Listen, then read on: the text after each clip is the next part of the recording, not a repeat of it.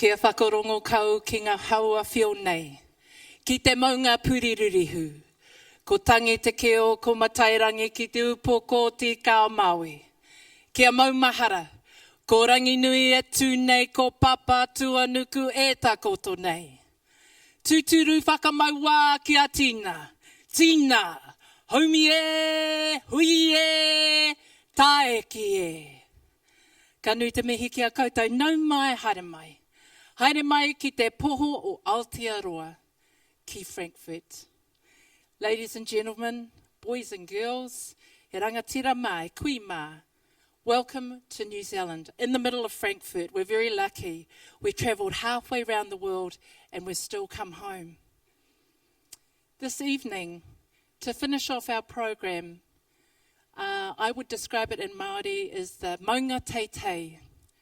We're going to present to you 3 people who are like the pinnacle of success, our rangatira. And I'm not going to say much more than that, but to say thank you very much for coming tonight, very warm welcome. And I'd like to introduce to you Martin, Richard and Greg from Weta Productions. Haere mai, haere mai.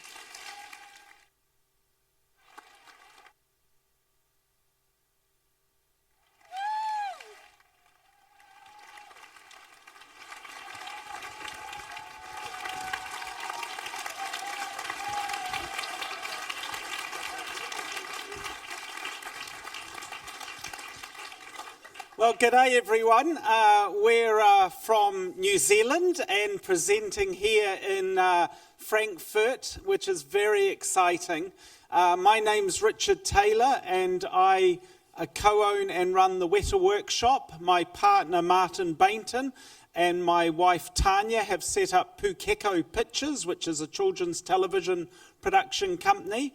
And then my colleague and very dear friend Greg Broadmore and myself have been developing IP, and specifically the world of Dr. Grootboorts, which is the wacky and wonderful invention of Greg's, and which we've now shared with the world. What we'd like to do before we kick off is just play a quick show reel that gives a sample of our work over the last few years, and hopefully introduce you to who we are and what we've been up to. Okay, thanks, Ree.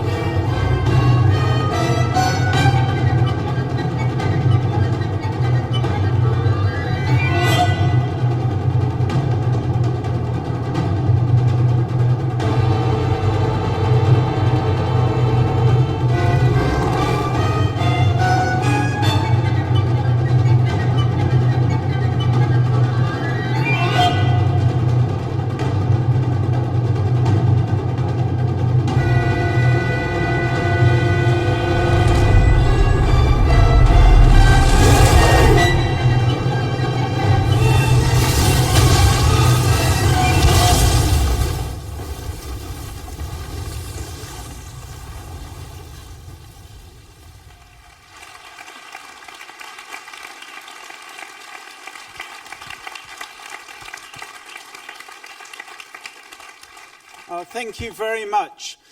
When my wife Tanya and I arrived in Wellington and we set up our workshop in the back room of our flat, as they're known in New Zealand, an apartment, an area maybe quarter the size of the stage that I'm standing on right now, we could never have imagined the career that was going to span out ahead of us.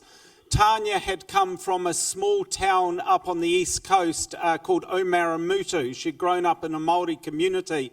We met when we were 13. I'd been growing up in a small rural area, really just an intersection on the way to a psychiatric hospital, a little place called Tihihi. But on meeting, we both agreed that we would focus on trying to make a future in the creative arts. At that point, I didn't even know that the New Zealand film industry existed, and it wasn't really till I was in my late teens that I had the great fortune of discovering that the New Zealand creative industries, and specifically the film industry, offered such amazing opportunities to young people like ourselves. About 5 years after setting up our company, we were fortunate to meet Peter Jackson, a young filmmaker, still living at home with his mum and dad, trying to save money to fund this amazing cult movie, Bad Taste. And it was through the meeting of Peter that we realised that there was a director in New Zealand focused on using the talents of people like ourselves, and that collaboration has ultimately led us to have the opportunities that we've had. During the last 25 years, we've got to work on many amazing projects, but a large number of them have come from a source material of great literature. And it's been very wonderful opportunity to work on films that have been inspired by such incredible pieces of writing. And in turn, we've continued on now and also begun to publish our own books. To this point, we've now got 9 books out in the world, written and authored by the people in the workshop, collaborating with the artists and craftspeople within the workshop to put these amazing books together. And Greg will talk a little about the books that he has written and illustrated. But we have also had the great fortune of putting together a children's television production company to fulfill a lifelong love of mine and Tanya's to create high-end entertainment for young people. And that introduced me to my colleague and dear friend Martin, and he'll talk a little bit about that journey that we've been on. So it's a wonderful opportunity to stand here with you today and share a little bit of the creativity and culture of art and achievement that exists in New Zealand, and why on a tiny island nation at the back end of the world, films as monumental and as creative as any being made anywhere in the world can be achieved because of the dynamic and unique culture that exists in our small country. Thanks, Richard. Kia ora, everybody. We're going to talk for probably about half an hour, and then we're going to leave plenty of time for questions. So think up lots of questions about what we're talking about. My name's Martin Baynton, and I've been a writer and illustrator of children's books for about 30 years. I'm actually from London. But I came to New Zealand in 1987, fell madly in love with the place, and took out New Zealand citizenship and settled there, raised my family, then my 2 children there. And then over the years, and Frankfurt is a clear example of this, over the years I've gone to different book fairs, and one of the things that writers talk about is their fear of having their book turned into a film or a TV show, because so often that's almost the last thing that happens. It finishes the brand, as it were, if it's not done properly. I then watched what these amazing guys were doing with the first Lord of the Rings film, and I called Rich. I just went down there and introduced myself and said, have you ever thought about doing children's shows? I would just love to do Jane and the Dragon with you guys. And we essentially shook hands over the table, didn't we? Yeah, over the picnic table. We're having a cup of tea.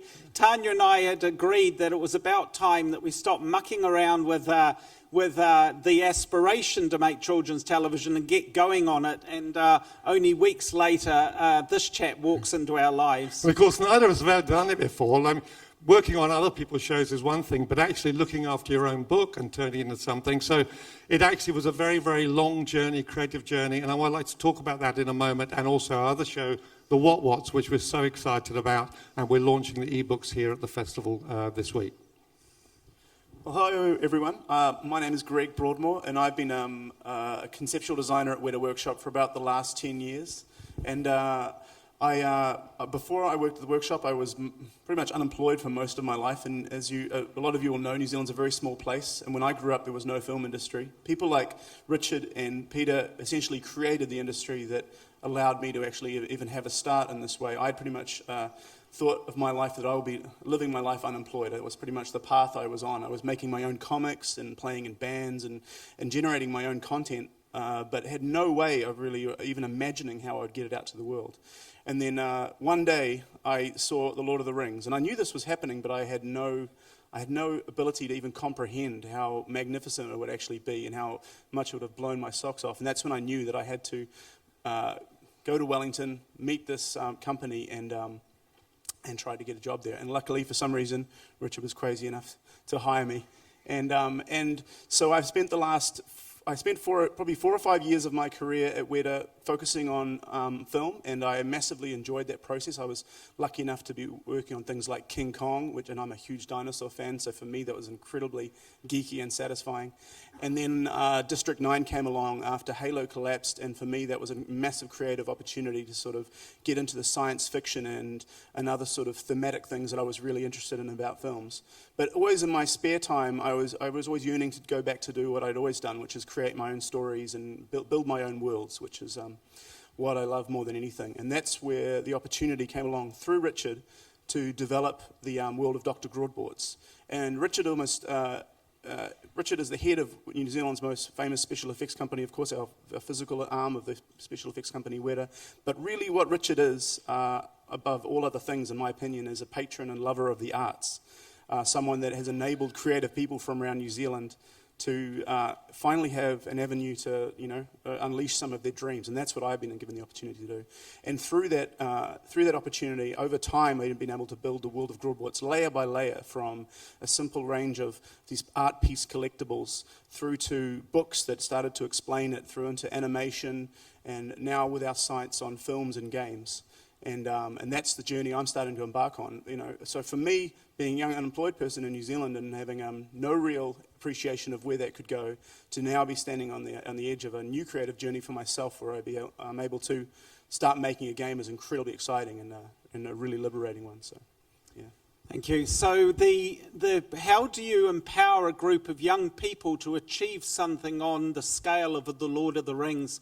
As I described yesterday in our talk, being approached by Peter and asked to consider the creative areas within The Lord of the Rings that we ultimately looked after. Some of the design, armor, weapons, creatures, miniatures, prosthetics. We ultimately made 48,000 separate items for those 3 films over 7 years. Only 38 of our crew had ever worked on a film before. So you stand at this precipice, teetering before the fall, about to dive in and hopefully fulfill expectation from a world audience and for yourself. But thankfully, we live in a country where there is a culture of innovation, a culture of can-do attitude.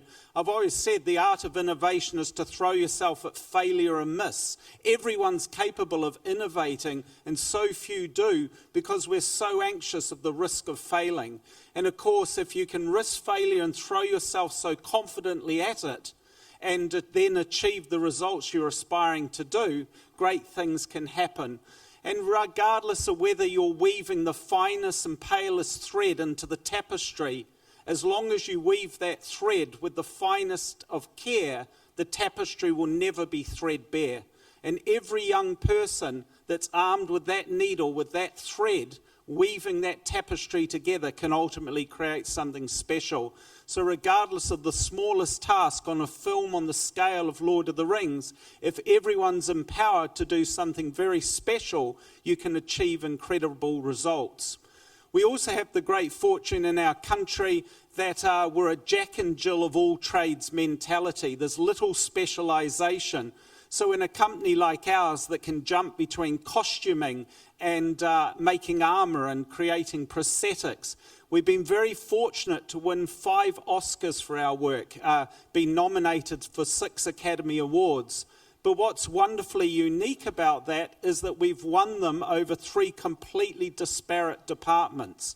The same people that made the costuming, that won their Oscars for the costume department, have also won them for makeup and won them for visual effects. And that is a note to the incredible capability of a group of people that is just willing to give it a go.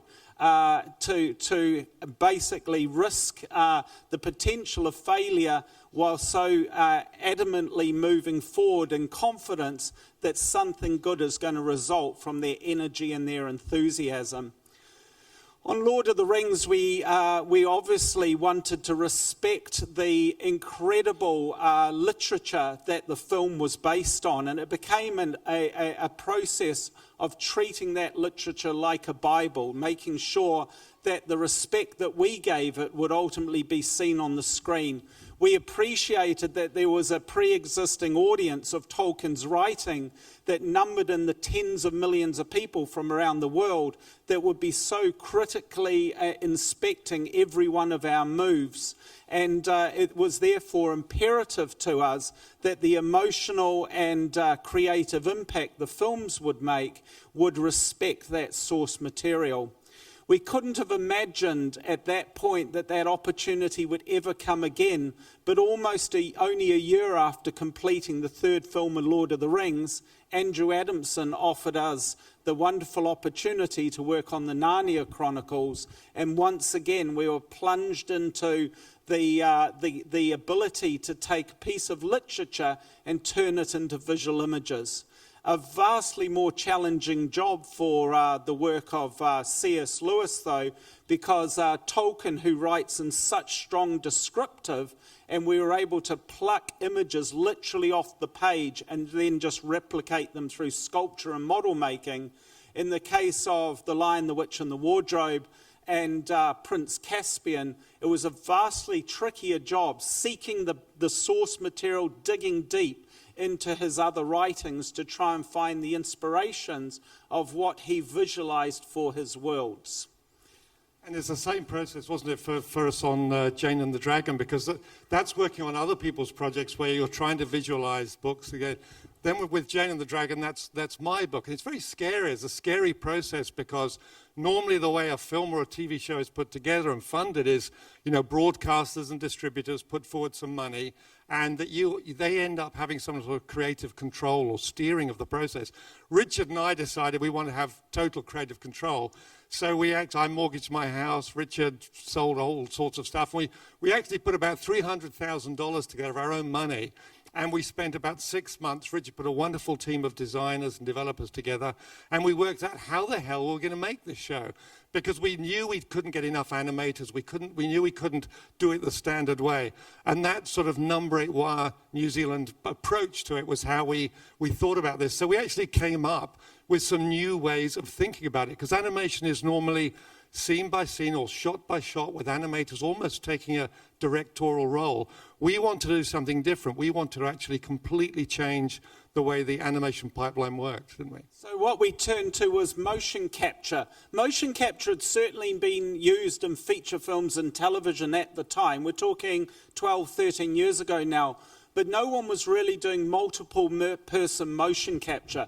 The challenge often with motion capture is you capture a single character and then you have to layer them into the scene. So we might capture Martin and then we might capture Greg doing his performance and me doing mine, but we have to capture them totally independent to each other.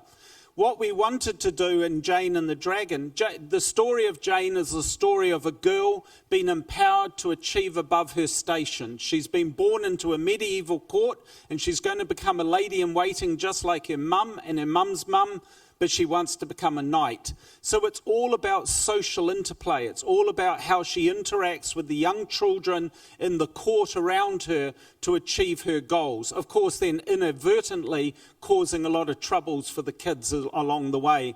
So we developed a very low-cost, efficient pipeline that allowed us to capture, on average, 4 people, but even 5 people and the camera in the capture space, allowing the ability to achieve this emotional interaction between the characters. It took 4 months to develop the system. We got it working on the second day that we started filming. So it was an amazing sort of process. And that was just capturing for the body. But then we wanted to do our own form of facial capture, because the sort of facial capture that's been developed on King Kong and things since then wasn't around.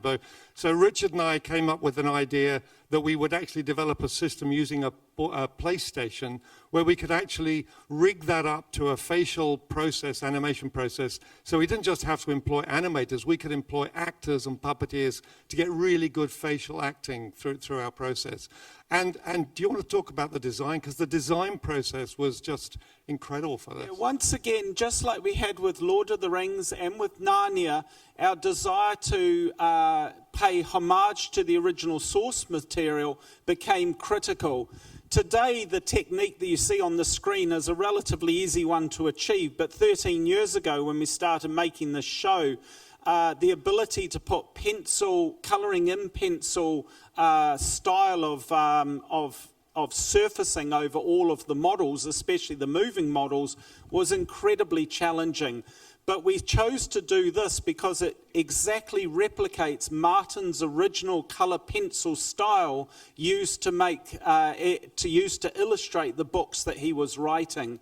And in turn, we coined the phrase Bayntonizing, because it was a process of bringing Martin Baynton's style to the television show.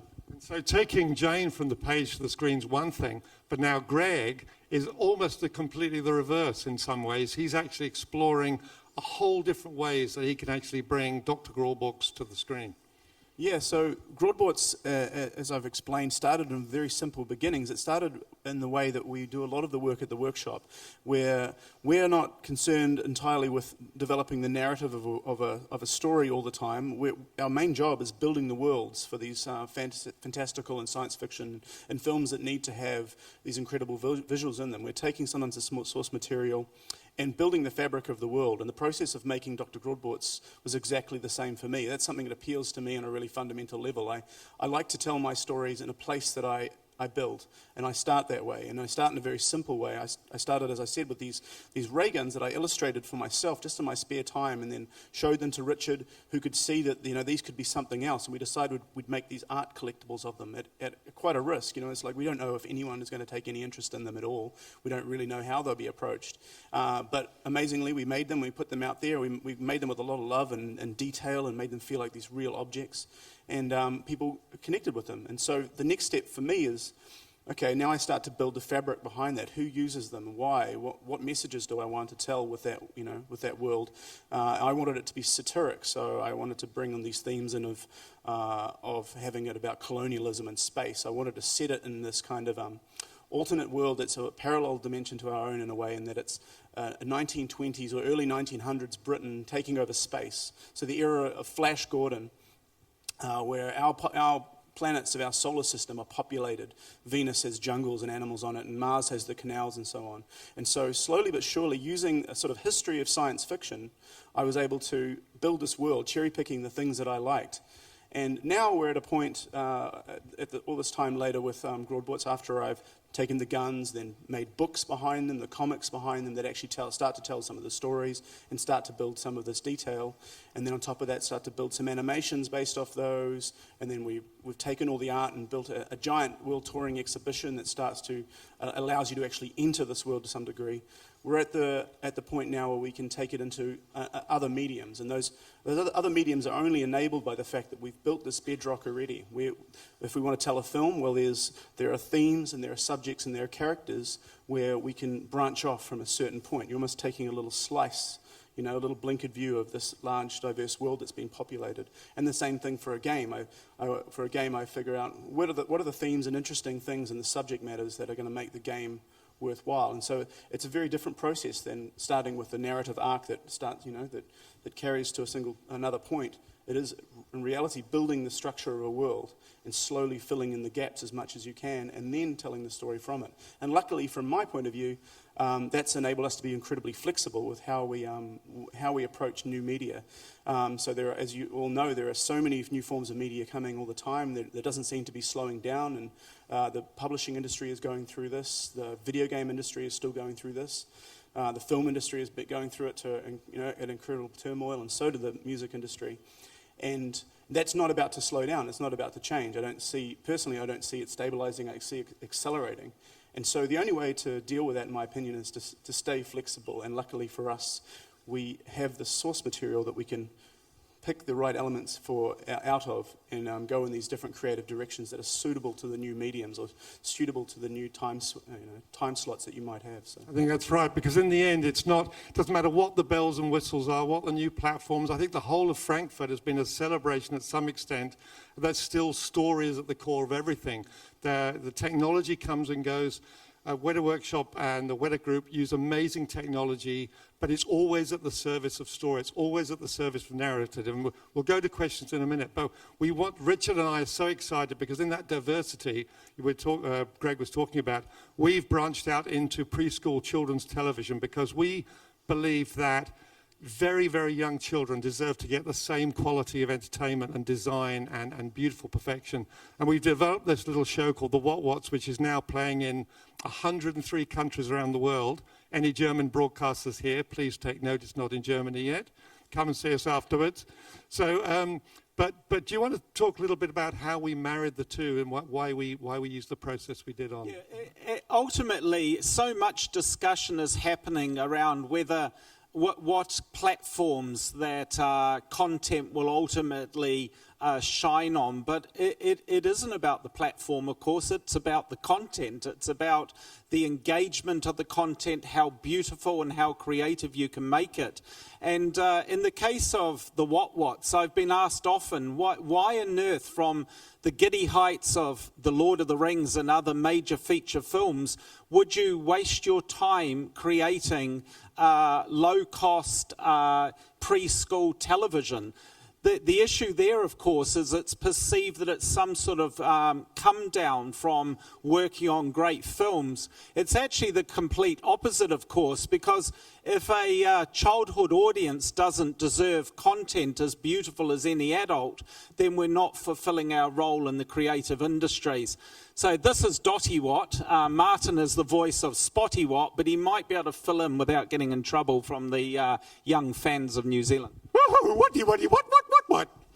And this show was developed by us to try and give children the belief that the world is there for them to discover.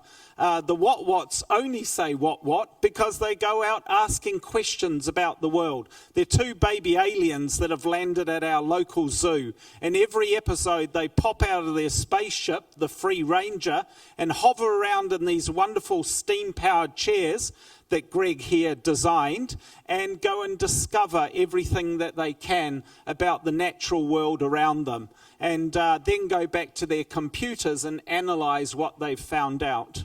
And what's been really wonderful is the design of this. As you can see, it goes just to the live theatre of it as well. But we made these little CG characters that actually live inside a real world. So it was all filmed in Wellington and Auckland Zoo, and it's now sold as all around the world. And we're one of the most successful Western shows to break into China now. We're on about 8 channels in China. So we're so excited about this show. Yeah, and once again, from a television show into publishing, yesterday we were at Icewater Press, an incredible Australian company that has backed our show by publishing an incredible amount of content, which they are now selling around the world. So from the show to the books, and we were absolutely certain that should we be able to create a show, that show would immediately go into early readers and hopefully get young children enjoying the written word. So I think we've reached our time for questions. I just want to quickly mention just at the end here, we're launching our ebooks. This one that's just up on the screen behind you, with Icewater Press. They've been a fantastic publisher for us. They're launching this all around the world. And what I've noticed, as I say, I've been in children's book publishing for 30 years. What's happening, you're seeing a lot of ebooks or apps, and parents and grandparents will understand this. They have so many bells and whistles in them, the story gets lost. And I think what we're seeing, and I'm certainly seeing at the fair this time, is that there's a feeling that we need to get back to basics, and that you can get a basic iBook, which is just the reading experience, where you focus on the story, and maybe the only extra thing is there's a narrator who can read the story when mum and dad aren't there to read the story to the child. And that way we can keep the price down, keep the quality of the books up. The worst thing in the world is you're trying to read a book and suddenly it's coloring itself in and it's leaping off the page and it's doing 1,000 other things and you lose the story. And obviously as a storyteller, that really annoys me. So have a look for these. We're really excited by them, and they're in the over in hall number 8, Icewater Press. And that's it really, and we just love to have questions. Yes, and if there are any questions that are particularly appealing, or any questions at all, really, we've got some Dr. Broadmore's books. We're so anxious about not being asked questions. There'll be we no brought questions. along some presents. Yes, there's some presents. There's some Dr. Broadmore's books, the new one, Triumph and Victory. So anyone that asks a question gets a book. A free book. And I'll even scribble in it and draw He'll a even horrible sign face. in it. He might even do you an illustration, which is... The best questions, Will. Everybody else no, just... we've got lots of questions. We've got lots of Have books. we? Oh, cool. Yeah. We're so desperate for questions. We brought along a lot of books. So, Brilliant. yeah. Your question can't be, can I have a book? No. So the gentleman here. This is a technical question. Could you talk a little bit about The Hobbit and the new frame rate, the accelerated frame rate that Peter Jackson wants to use, what it'll look like when it means the film? No, next question. The question was, can I talk about The Hobbit? No, I can't, unfortunately. No. It's exciting, I know that, and we're all looking forward to seeing what the genius of the filmmaker will come up with again. You know, Peter's always stimulating forward momentum in film technology, and it's very, very exciting to see how he utilizes this new idea. Do you think he still gets a book for that I think he question, probably Richard? does, because I was so rude. Yes. He already has there you the go. book. You're cheating. No cheating. No, I'm not cheating. But thanks anyway for that book. But I have a serious question that is been concerning me for since I've been following everything that Weta does. What actually happens with all the props and stuff that you actually do for instance, for one movie? As you said, that there are always so many pieces of, for instance, one items like swords or helmets or stuff. What actually happens with that stuff? And also with the set pieces. I mean, do you keep them yourselves at home, or do you just give them to your employees, or what happens with them? After 25 years, we have more shipping containers of content that wouldn't fit in the hall we're standing in. It's a very good question, because it's a lot of people around the world produce props for movies, and when the film finishes, they see them as props. They see them as a disposable item that's been used for its primary purpose, and then it's moved on. I very much see them as New Zealand creative artifacts. They've been made by creative men and women in our country, and it is not for me to choose to throw them away. We've chosen, therefore, to curate them.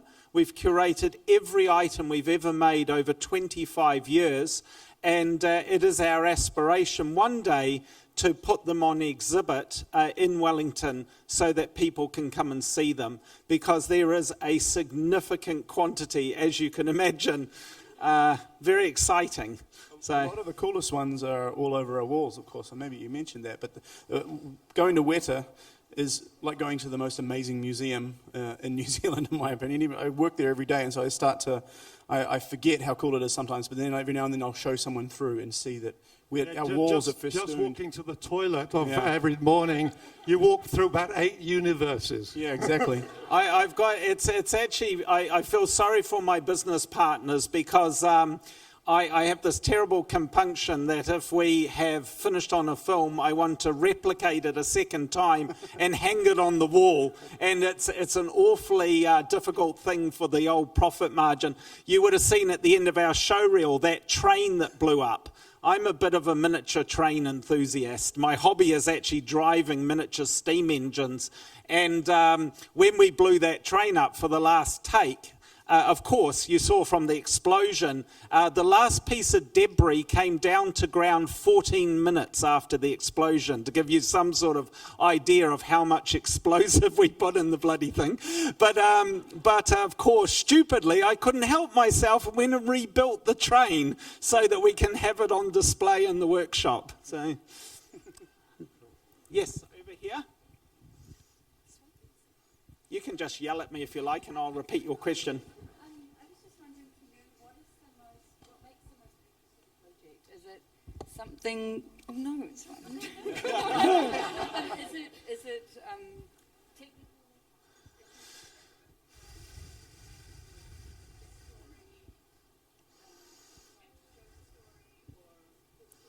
The question is, what's the most challenging, enjoyable thing that gets me up in the morning with respect to our craft? It's interesting, if you were to analyse filmmaking and making a movie, you probably would never get into the business because there's a black art that happens in the creation of film. There's an incredible collaboration of an amazing group of people, often in the thousands of people, that allow a film or television show to be created. And for me, it is the collaboration. After 25 years, I still can't wait to get to the workshop in the morning, to open up the door and engage with this amazing group of friends and colleagues to do what you do for a hobby if you weren't doing it for a career. And it is the thrill of actually developing the new ideas, the technology, the process that is going to require to create what you've got to do for each new client. No client wants what you did on the last film. No audience member wants to see the same thing twice. So at 47 years old, it's the challenge and the thrill of trying to invent it again and come up with something special and come up with original ideas. People have asked us often, why don't you go and move to Hollywood? Why haven't you chosen to live in the heart of the film industry? There is a unique culture of creativity in New Zealand that creates an originality to the films that we've worked on, because the New Zealand artists like Greg are growing up in a Pacific culture. They're growing up in a country where we couldn't buy it from the corner store pre-packaged. If you had dreams in your head as a child, you'd make them with your hands. And that methodology of creative thought into production has been the very thing that we've been fortunate enough to harness with the people that come and join us in the workshop. I just want to add something to that, because Richard won't say it himself, because he probably doesn't know he does it to some extent. But one of the things as part of the decision-making process is Richard owns the company, runs the company, but he actually runs it as a team of sort of fellow enthusiasts who love what they're doing.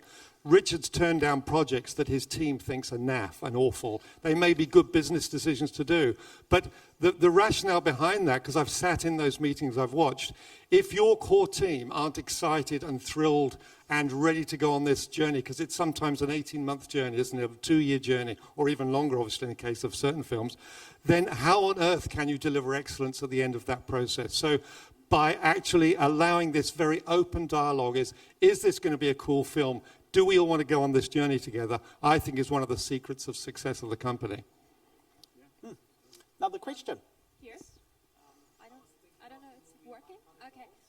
In reference, you'll have to wait.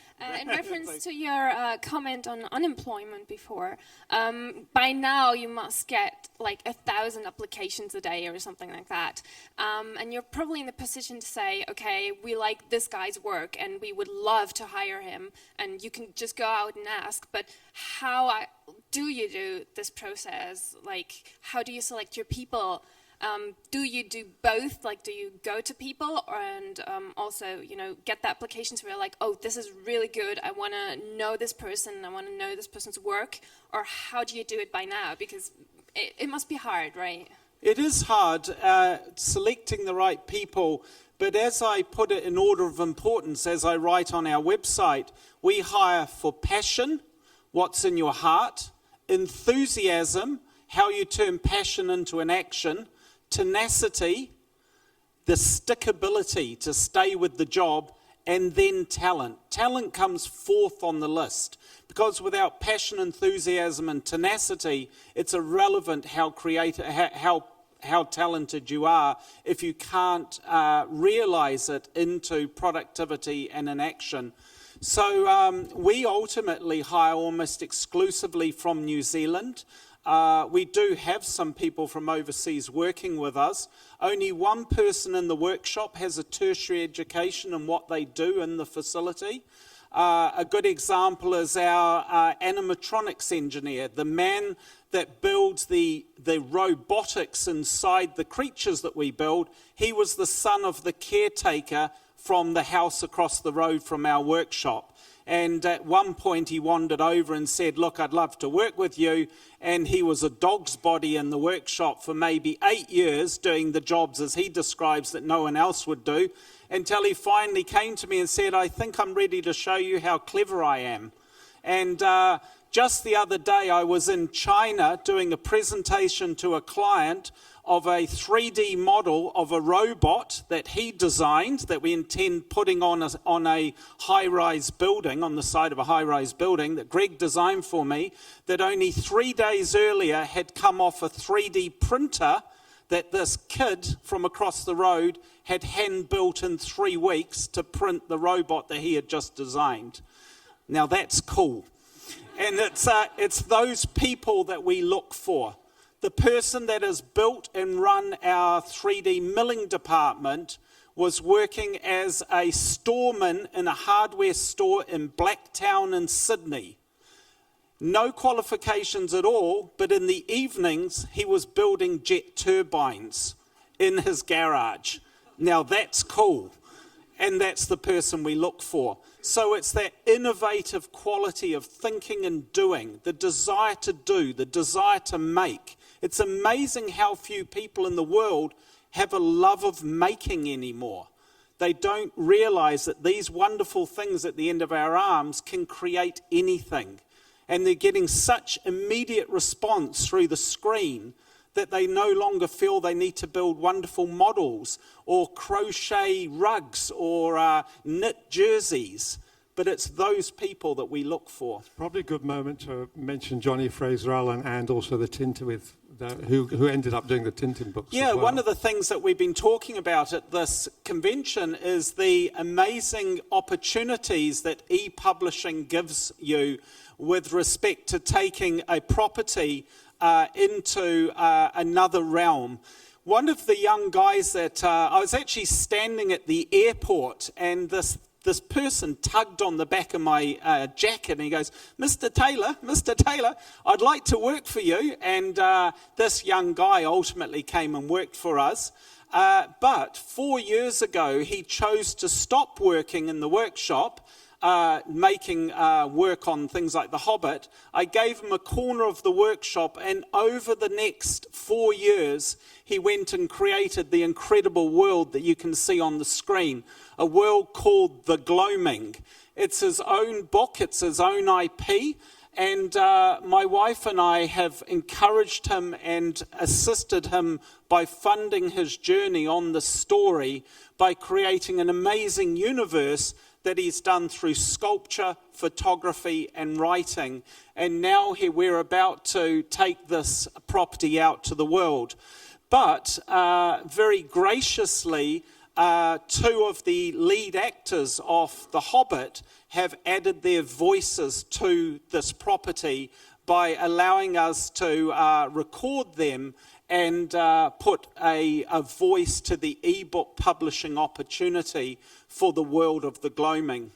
And the other bit that Martin's alluding to, many, many years ago, I met a young guy, a Wellingtonian, who was doing caricatures of people at our local shopping mall, charging $2 to do a quick sketch of someone in a cartoon way, the sort of people that you've seen all over the place. And we hired him to come and join us. Once again, he started as a fiberglass grinder, as rough a job as you can get in the workshop. But he tells the story that his mum used to take him as a baby to various houses that she was cleaning. And his earliest memory was being put in the study of someone's house while she vacuumed and cleaned the house. And to keep him quiet as a toddler, she put these colourful books in his lap. And they were the books of Tintin. They were the books of Erge. And jump forward 25, 30 years, he's worked his way through the workshop. He's become a designer on Jane and the Dragon 13 years ago, ultimately worked his way right up through the design studio. We get offered Tintin by Steven Spielberg, and I ask him if he would be the head designer on this film. And for the next 2.5 years, he heads the conceptual design team for this movie. When we complete the movie, he writes this incredible book, and then he goes on and develops the iPad app from this book. Can you just go back to that, Ree? My assistant, Ree, is operating my iPad out the back there. This is a great example how the e-publishing technology can offer an education within a book that you otherwise couldn't get in traditional publishing. Here's a painting of Erge's work, that right there. That's a frame out of one of his pictures. But we're using the technology of scrubbing to scrub between the original painting of Erge and to show Stephen and Peter Jackson how we visualize the movie in the world of film.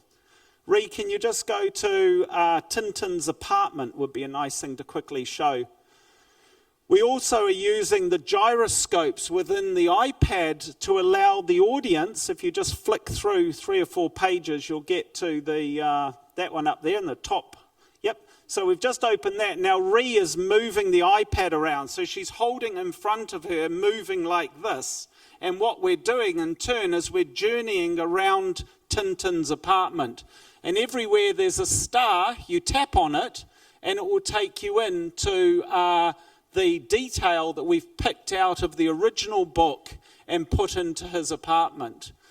Now, these are the gimmicks that Martin was talking about that's worthy of shying away from for certain publishing, but for a book such as this, where you're trying to exemplify the unique creative journey that has gone on to worship the original text, the original imagery, and the creative process, there's nothing better than this, to encourage people to find joy in that process. So these are the digital turnarounds. We can show the filmmaking process, the process of motion capture, interviews with the directors and the producers and so on. And short of being a DVD of the making of, it is taking literature to an audience in a compelling and educational way through this technology.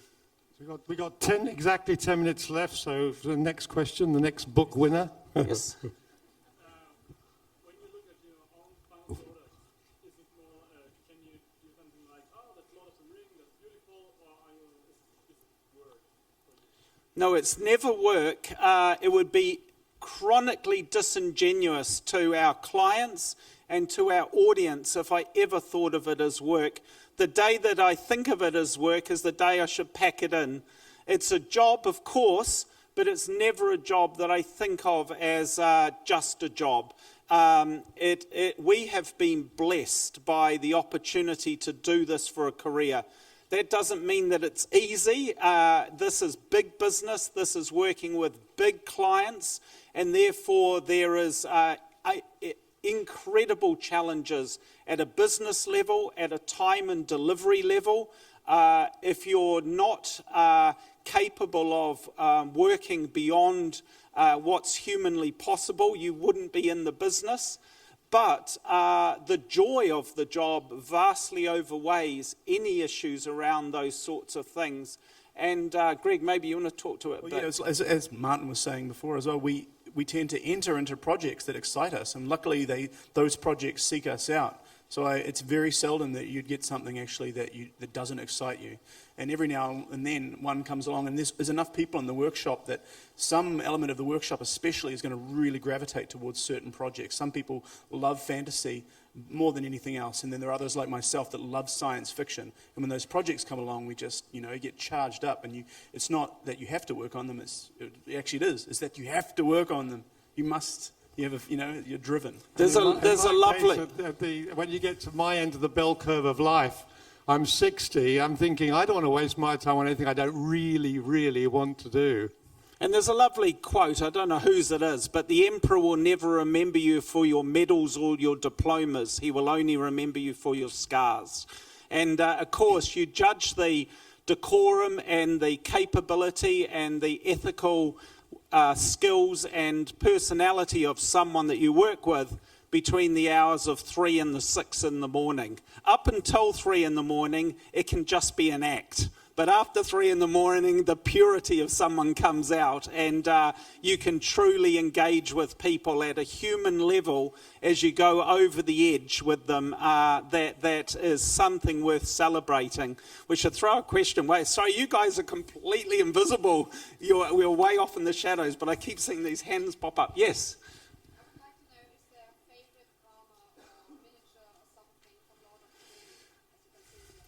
You sure are, yeah.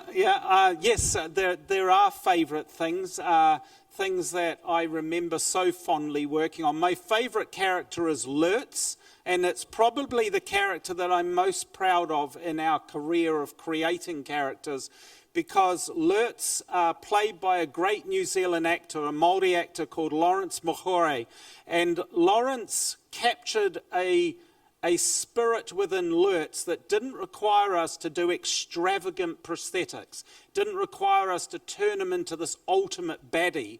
He was subtly distorted from the human to become something truly evil and truly cruel. And I always felt that he was successful because of it. But with respect to models, it is Rivendell that I am most proud of. If I think of the models that we've built over the years, we coined the phrase bigatures on Lord of the Rings because of the scale of some of our miniatures. Some of the miniatures were half the size of this hall, barely miniatures. But Rivendell was a surprisingly small model, maybe only twice as big as this area we stand on. But a beautiful model designed by Alan Lee, and a model that I would love to live in if I could shrink myself to that size. So, yes, over here. Yourself?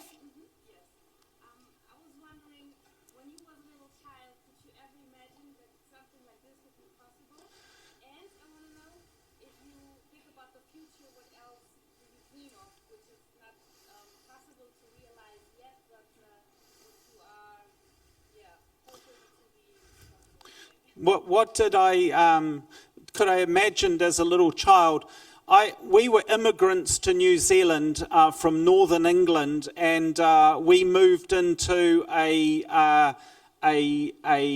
farm cottage that we rented off a landowner in rural New Zealand.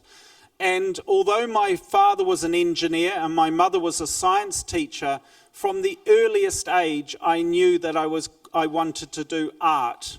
I started digging clay out of a creek on the back of our farm, and that's how I taught myself to sculpt.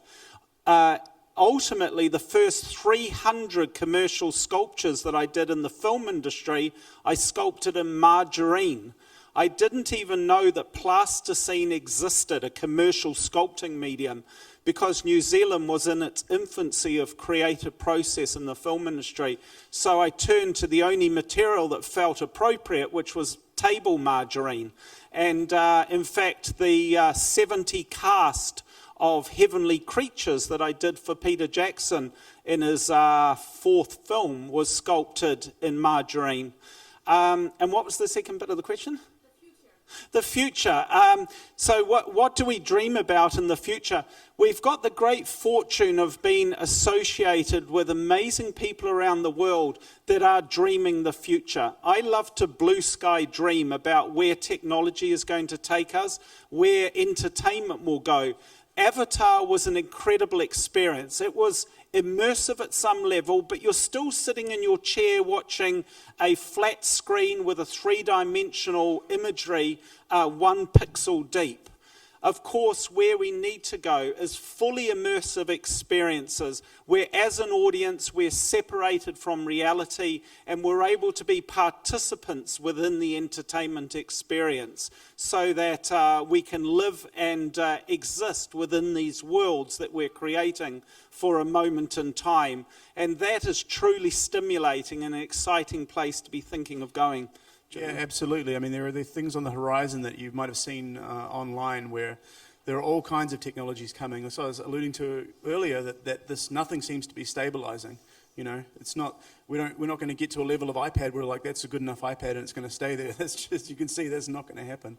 And there are things we can't even really talk about them in detail, unfortunately, but incredibly eye-opening things that you would think are just science fiction that are on the horizon, closer than I even dreamed possible. So some of the things that I think that's a little bit smaller but very special and very exciting are actual social engagement ones where the new technology allowing grandparents to be with their grandchildren wherever they are in the world, sharing stories, sharing what they're doing. Some of the stuff I've seen here this week is just so amazing. To me, it's science fiction, but for a grandparent to actually read stories with their child on the other side of the world, a child to use game and story engines to make up a story about their day at school, send it as a story to grandfather to read that night in the other side of the world. We're living in a science fiction future, and I think what's important is to embrace what it can do for us now. One of the most incredible things that I don't think we're really acknowledging for what it means to the world culture is the YouTube generation that we live in. When you think about what YouTube actually offers, it actually offers the ability to break down cultural ignorances and engage cultures and people across the world at a level that arguably politicians have failed to do. Because it means that a kid in Rwanda at almost no cost can create content that's watched by a kid in Iceland. And in turn, a cultural barrier is broken. Someone that's living in New Zealand can generate content with technology that 10 years ago would have been vastly outside of their financial range, but today is so accessible that the content that they're creating can arguably be watched by the world. And when you've now opened up a communication network at that significance that allows every individual to share their aspirations, their dreams, their stories, their language and their people with the world, there's some promise for us all. So, yes.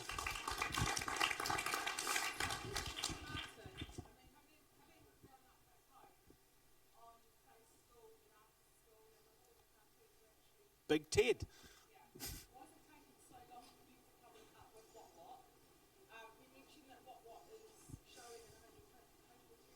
Yeah. Yeah. Why they're aliens? Well, one of the reasons was that after 30 years in children's publishing, what used to make me cross was when different publishers would do almost like a cultural trade embargo. So if they saw a middle-class bedroom, you couldn't sell it in this country.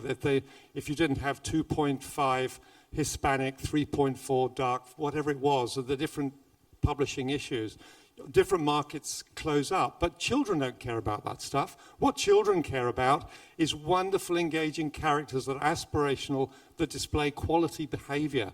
So with the What-What's, it's almost a synthesis of everything I've learned from 30 years of children's books, where I created two beautiful, endearing little aliens that aren't unique to any particular culture, in a beautiful spaceship designed by Greg, which is like a steampunk espresso machine crossed with a Fabergé egg, and that they arrive in a zoo. And one of the reasons we put them in a zoo is because, again, they could meet characters that are all over the world, animal characters, but they're not specific to a particular culture.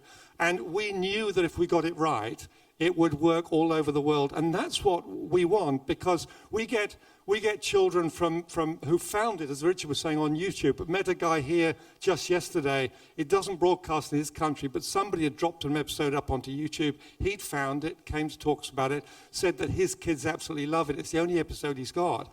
But you know, our humanity and our human stories and our ability to engage with delightful characters who are honourable and truthful, but not cloyingly so. The Wots get up to real mischief, but in the end they really care about each other.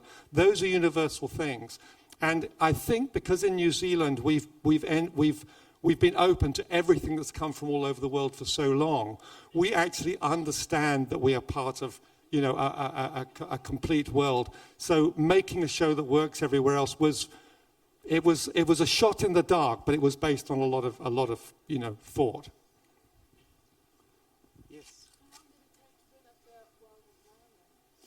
How long did it take to build up the world of Narnia? We were on the film for 5.5 years. That film was an incredible joy to work on, primarily because of Andrew Adamson. Andrew is a very unique director. He started his career in the New Zealand film industry. Interestingly, Andrew actually did a spell as a visual effects supervisor at Weta Digital. But on moving to LA, he ultimately became co-director on Shrek and became one of the world's most successful directors. And it was Andrew that was chosen to direct Lion, the Witch and the Wardrobe. The opportunity on Lion the Witch was so special because, as you can see in the images, there is an amazing menagerie of mythological creatures that live within that world. And on stepping through the back of the wardrobe, you are stepping into a childhood dreamscape. You enter a level of creative mythological dreaming that arguably almost no other project could offer you. And it's almost like you tumble into free space for that period of time as you let your mind go and begin to explore the breadth and curiosity of such a world. And at some level, the brief descriptions within the book are a benefit, because you're not held to the blueprint as you are with Tolkien's writing. It's critical with Tolkien's writing that we pluck out of the text every single note that he gives. We fulfill every one of those notes, and only when we have do we then begin to explore something more broad. But with Lewis's work, there's an open palette with which you can paint, and it allows a creative opportunity to explore more widely.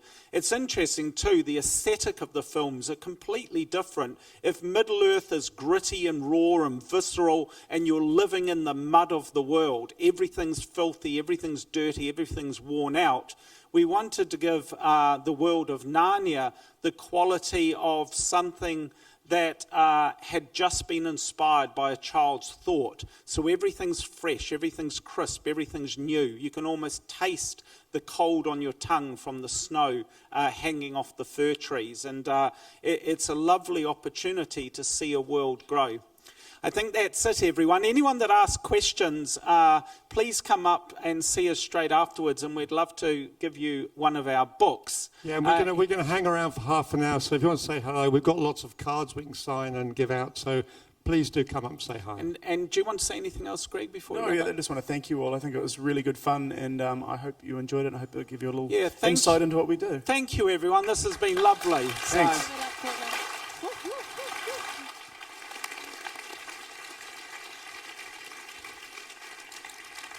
I tell you what, I wouldn't mind just pointing something out. Would you mind just jumping on stage with me? We're very fortunate that a lot of the films that we've had the great fortune of working on are legacy movies. They've got a gravitas in the entertainment world that means that they have stuck around for a long, long time. And you wouldn't believe what a joy it brings to me that as I walk into the convention hall today, I bump into this bloke, and if you just turn around, and he's wearing a T-shirt, and show those guys, that's got Heidi on it. And Heidi is a character that we created for Peter Jackson's second movie, a puppet splatter movie probably 20 years ago now, called Meet the Feebles. And to think that a German fan would be wearing a Meet the Feebles t-shirt is bloody excellent. So cheers to you. Thank you. Ka nui te mihi ki a koutou ngā rangatira. Martin Baynton, Greg Broadmore, and of course Sir Richard Taylor. Give it up, everybody. Say thank you. Thank you. Woo-hoo-hoo! Thank you.